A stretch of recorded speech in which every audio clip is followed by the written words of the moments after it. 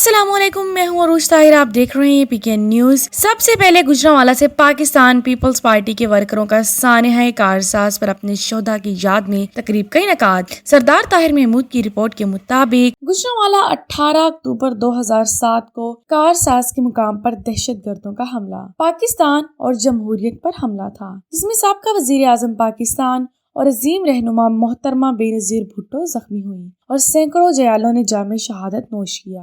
ہم آج کے دن عہد کرتے ہیں کہ اپنے شہداء کے نقش قدم پر چلتے ہوئے ملک میں جمہوریت اور عوام کی بالادستی کے لیے کسی بھی خوف سے بالاتر ہو کر بھٹوازم پر کاربند رہتے ہوئے اپنی جدوجہد جاری رکھیں گے۔ پاکستان پیپلز پارٹی کی تاریخ قربانیوں سے بھری پڑی ہے۔ انشاءاللہ ہمارے شہداء کی قربانیاں ضرور رنگ لائیں گی اور ملک میں حقیقی جمہوریت بحال ہوگی۔ ان خیالات کا اظہار نائب صدر سینٹرل پنجاب میاں اظہر حسن ڈار نے پاکستان پیپلز پارٹی سٹی گوجرانوالہ کے زیر اہتمام general secretary city Khalid Hussain Bajwa کی رہائش گاہ پر 18 اکتوبر 2007 کو سانحہ کارساز میں شہید ہونے والوں کے لیے دعائیہ تقریب میں کیا۔ شہید ہونے والے کارکنوں اور جیالوں کی یاد میں شمع روشن کی گئیں۔ ہم دعا گو ہیں کہ اللہ پاک سانحہ کارساز کے شہداء کی بخشش فرمائے اور بلند درجات عطا فرمائے، آمین۔ اس دعائیہ تقریب میں نائب صدر Gujranwala division Saeed Ahmed, joint secretary city Sabir Bajwa, additional general secretary city Taimur Dar, صدر علماء اور سٹی حافظ نعیم